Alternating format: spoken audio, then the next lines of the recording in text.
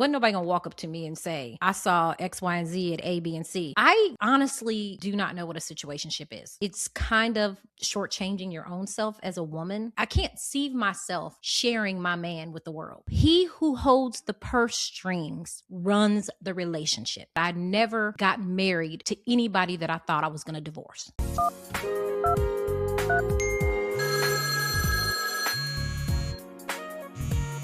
Welcome to the pickup line. I'm solo today, but I wanted to talk to you guys because we keep getting a lot of questions in our DMs, and people are just asking us things that we know now that we didn't know then, like things that we did in our 20s and 30s that we probably wouldn't do at 50.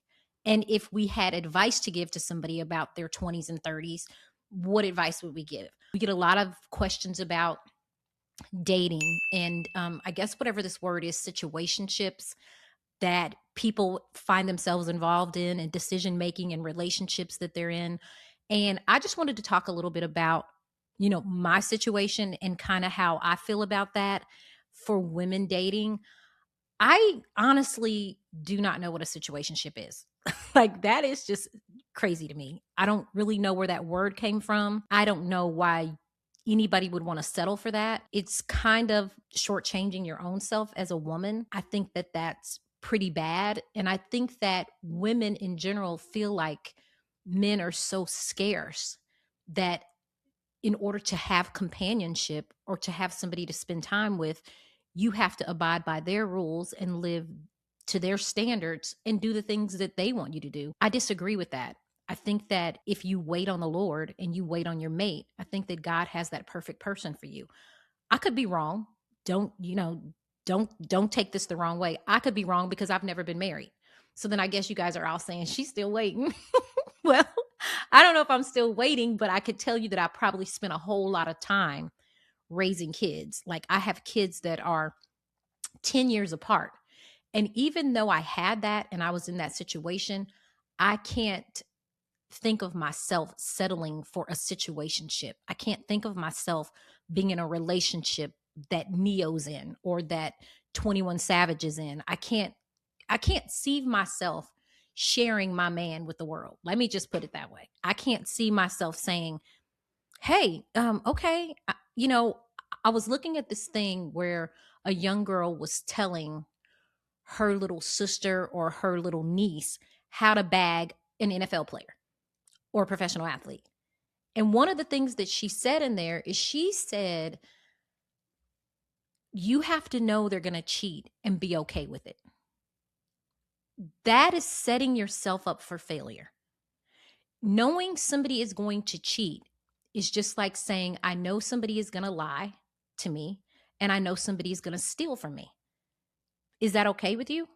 Like, that's a question that you have to ask yourself. Is that okay with you? Is that the way that you want to live your life? And if that's okay with you, then you get what you get and you don't throw a fit. Like, you can't be mad about it. But what you can do is raise your standards and say to yourself, hey, if he has to have 4 or 5 other women, then he's not my man. He's not my guy. God didn't make Eve and Francesca and Rebecca for Adam. He made Adam and Eve. One woman, one rib. I think that social media teaches us that it's okay to be cheated on. It's okay to be disrespected. It's okay to be in a relationship where he calls me bitches or he's not nice to me or he's not respecting me. That's not okay. It's not okay. It's not okay for your man to be dating other women. And honestly, it should be a deal breaker. And I think that if we teach our younger women at a young age that that is a deal breaker, they will have their standards set way, way, way high. And I know men don't like that because, men, they like anything. They like anything. And I'm not disrespecting men because there are good men out there. There are men that are saying the same thing. There are men that are saying, I can't find a woman because women don't like nice guys.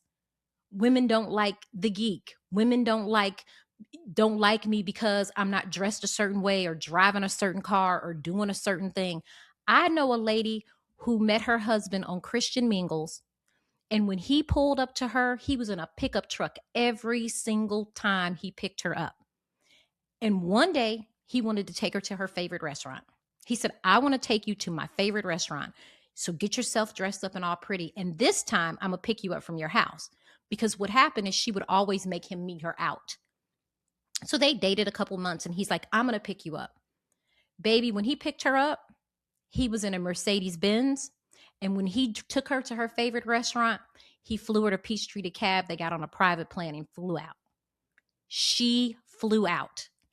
She was not in the back of the pickup truck anymore, or she was not sitting in a two-seater on the pickup truck. She was on a private jet at his favorite restaurant in New York City, and he flew them back home that night. That was her waiting. And she was an older woman before she had decided to get married and decided to have children. She waited. And I think that if we wait and allow men to date us, or women to date us, or whoever you're in the relationship, that person needs to date you. That person needs to earn a space in your life. That's not free. And I want people to understand, marriage isn't for everybody, but I don't think God intended for us to live alone. So even if you decide you don't want to get married and you want to be Kurt Russell and Goldie Hawn, make sure the man treats you well. Make sure the man or the woman is taking interest in you. Make sure that there's not, honestly, when I saw Neo get out of the Sprinter with like 5 women behind him, all dressed up for one event, I was like, oh my God, that's kind of like Sodom and Gomorrah. Like, it was weird. It's not what you should want as women. And I'm telling you, I had my day when I was young. I had my day. I went out. Say what you want to say about me. I wasn't married. I enjoyed my life. I did my thing, but I never settled. And what I say by I never settled is I'm saying that I never got married to anybody that I thought I was going to divorce. And the reason being is because divorce was so difficult on me when I was a child. I wish I had a me when I was a young girl growing up so that they could tell you the woes of a family breaking up. And I swore I would never do that to my kids. And I don't care how much money you have. And I don't care what your job is. And I don't care how famous you are. I wasn't marrying anybody who I thought that I was going to divorce. And that's not a diss to anybody. That's complete honesty. And I think that in your 20s, work your ass off. Get your degrees. Put yourself in a position of power. When you turn 30, if you find the man that you want to marry and you have yourself financially together and you love him and he loves you and you can build something together, that makes a recipe for a really good family. But if you have, as a woman, if you have to constantly depend on a man to take care of you, he who holds the purse strings runs the relationship. Because if you are in a relationship with a man that you constantly have to ask, I need to pay this, I need to get this, I need to do this. I lived on a set income. I lived in a situation where my kids were so far apart. I was raising kids 24/7. I may have had help and I may have had financial help, but they were still a fixed income. And I think that taught my daughters independence. It taught my daughters how to not depend on a man. It taught my son, hey, this is something that I will never do to my wife. I will not ever put stipulations on my money when it comes to my wife and to my children. When you put yourself in situationships with these men or with men that are more financially stable than you, it's a little harder to get out. It's just a little more difficult to get out. And you don't want to wait till you're 50 and do something that's called the gray divorce and try to figure out, hey, where am I going to go? How am I going to live? Where is my pension? How do I retire? You don't want to do that. So I think that ladies in your 20s and your 30s, be serious about planning your roots. The man will come. There are men everywhere. I know it seems scarce in cities that you live in. I know everybody's like, oh, they're probably gay, or, oh, they don't like me. Somebody will like you. God is going to have somebody for you. But don't you want it to be the right body? ladies, what I want you to understand is being in a relationship has to be healthy for you. And we've gotten so many like DMs as parents, and parents asking, how do they deal with their adult kids dating this person they don't like? How do they deal with their adult kid dating this person and that person? And they're, bringing more than one person home. So, what we wanted to do, the producers and I decided that we would take some of your questions and answer them on the show. If that's okay with you, we're not going to give any names and we're not going to tell who asked the question. We're just going to answer a few of our viewers' questions. So, one of the viewers asked, what do you wish that you've known about how men operate with you having dated someone that was in the spotlight, having children with them, not having social media in that age? How did you know he wasn't cheating? That is a really good question. I had what you guys consider to be social media. I had grandma wisdom. I had old school wisdom. I had go talk to my grandma about what he was doing, and she would let me know off her intuition what that was. So I didn't never know if he was cheating. Cheating never even crossed my mind. Women need to understand that you need to trust your intuition. When you get that gut wrenching in your stomach and they start acting different and then they're picking little tiny little fights and doing stupid shit, you're like, come on now, what's wrong with you? Like, right? Like, because especially if you live with somebody, So I never knew for a fact, and this is the honest to God truth in my relationship, I never knew he was cheating. I just knew when he started acting different that I didn't like it. I just knew when the control started to shift that I didn't like it. I didn't have to have anybody send me a picture. I could just tell that his interest had went elsewhere. And I think if I could give anybody advice, go talk to an auntie. Go talk to an auntie.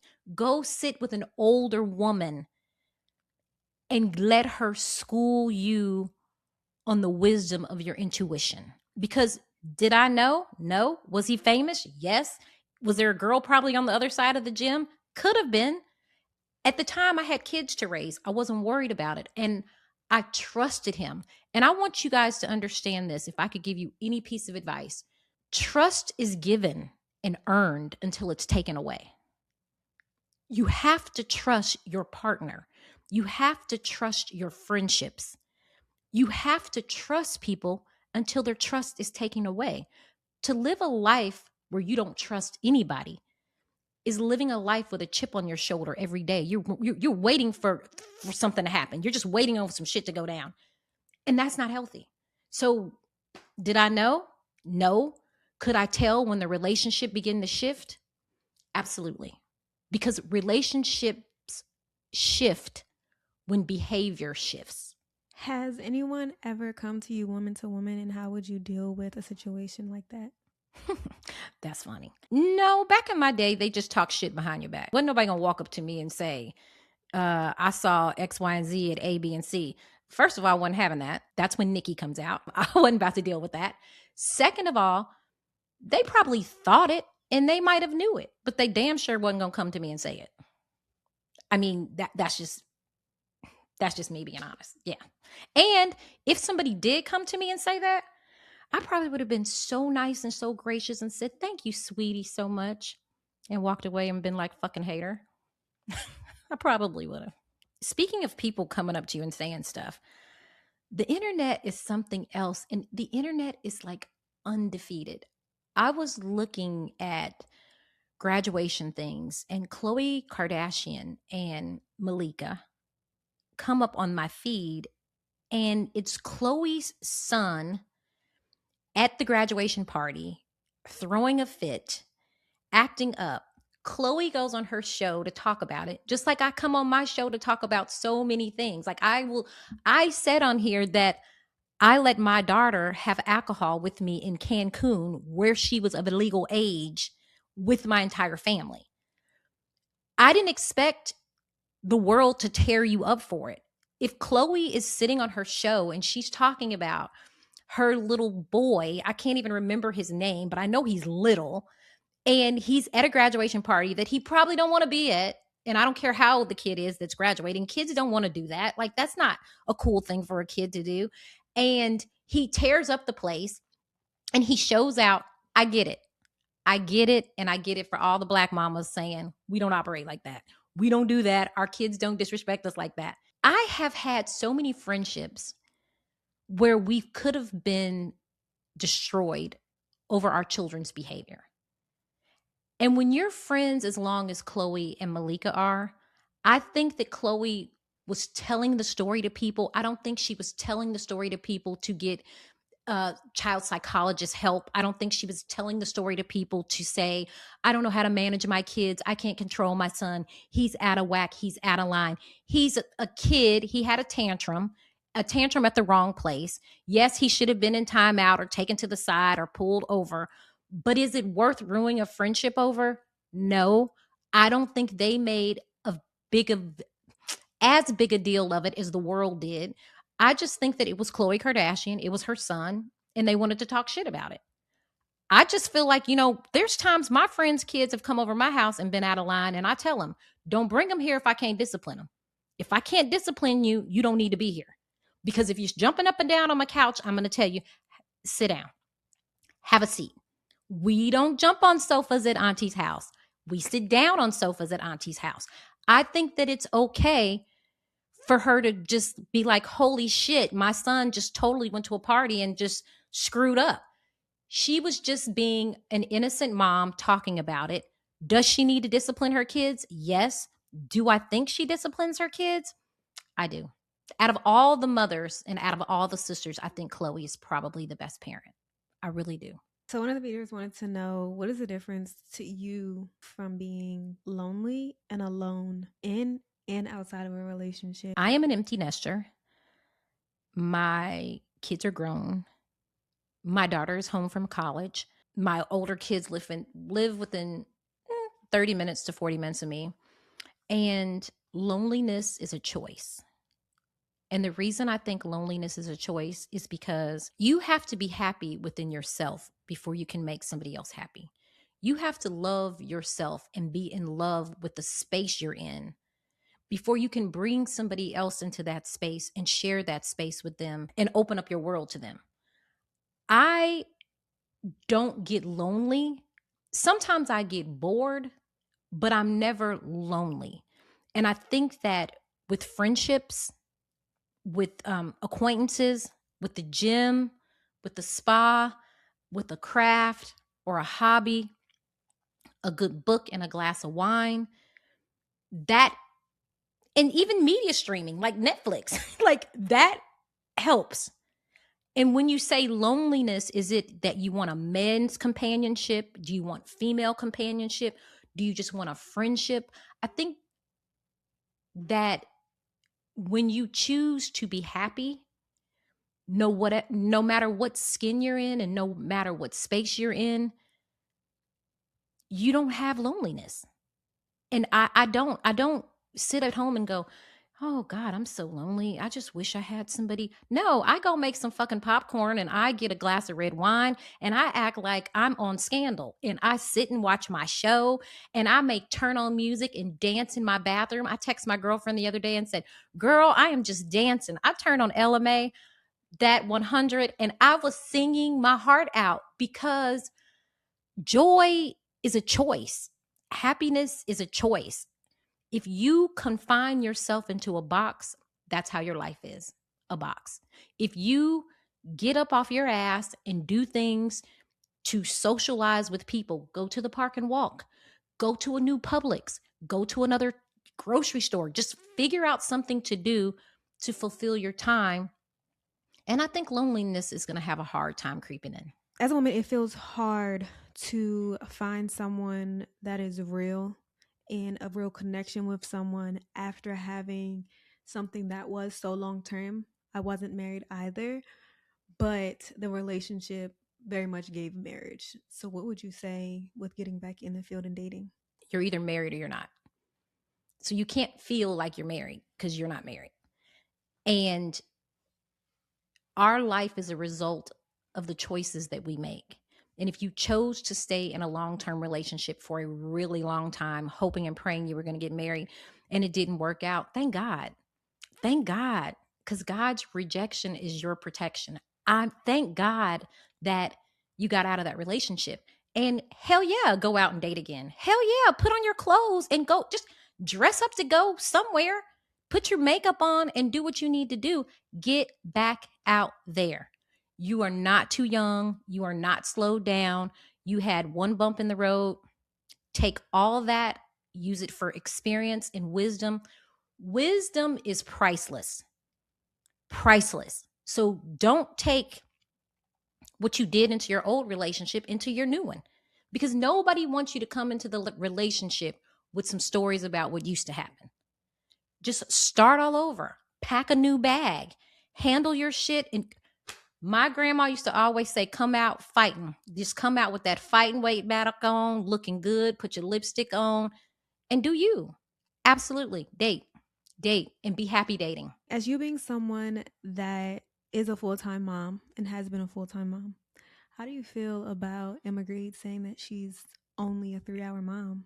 I feel a little jealous.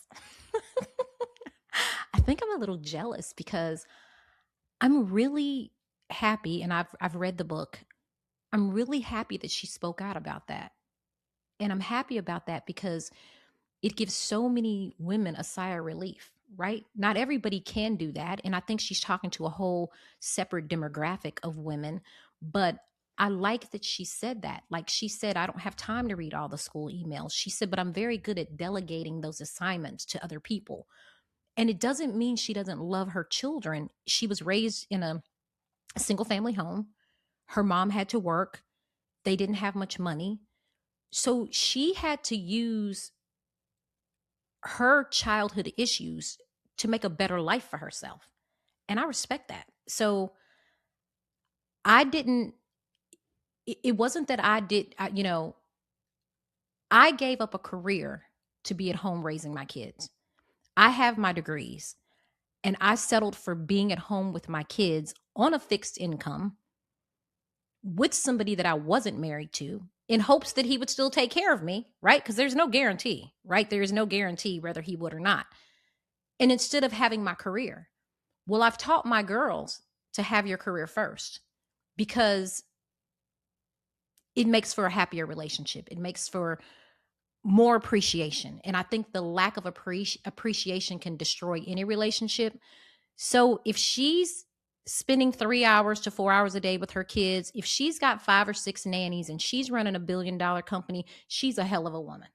I mean, that doesn't make her any less a mom. That's like saying Kim Kardashian isn't a mom because she's running Skims. It's no. No one can have it all. Shonda Rhimes said, when I'm winning as a writer and a producer, I'm losing as a mom. When I'm winning with Skims, I'm losing with the kids. When I'm winning with running for president, I'm losing with my bonus children. I feel like as women, there's so much of a sacrifice. I could say the same thing for me. When I made the decision to stay home and be with my kids, it wasn't because, I felt like if I went to work, I was a bad mother. It was because my kids were so far apart in age. And even with the kids being far apart in age and me being a mom first, it took a toll on my relationship with my kid's father because all my attention was elsewhere. So I want women to understand, get your own self together before you use all your fruit on another relationship.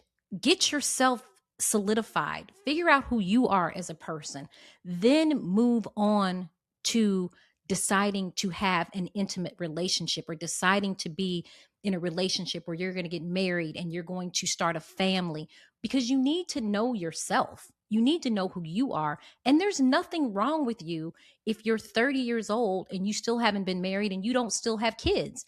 That doesn't mean you failed as a woman. That doesn't mean you can't go out and find that person. People find relationships later in life all the time. And to be honest with you, I think that relationships that start later in life seem to last a little bit longer. I mean, I know a few people that have married each other right out of high school that are still married, But that doesn't mean that marriage hasn't been through struggles. That doesn't mean that if you married somebody for 40 years, you mean to tell me that you never had any type of disagreement, any type of struggle, any type of argument, fight. Marriage takes work. And before you put yourself in a relationship, be prepared to work, not walk, work. Because it's easy to walk out, but it's so hard to do the work. So, I mean, take your time, do what you got to do. And when you're a mother, and if you're a single mother or a married mother, if you want to keep your career, keep your career. Delegate the time. Like, hey, you can pick up a grocery store order in the parking lot. Do whatever you need to do to make your life easier for you. But understand you're not a failure if you're not at that point yet. If you're not at that point yet, it just means that God doesn't think you're ready. And God is going to bring you what he has for you in his time, not yours.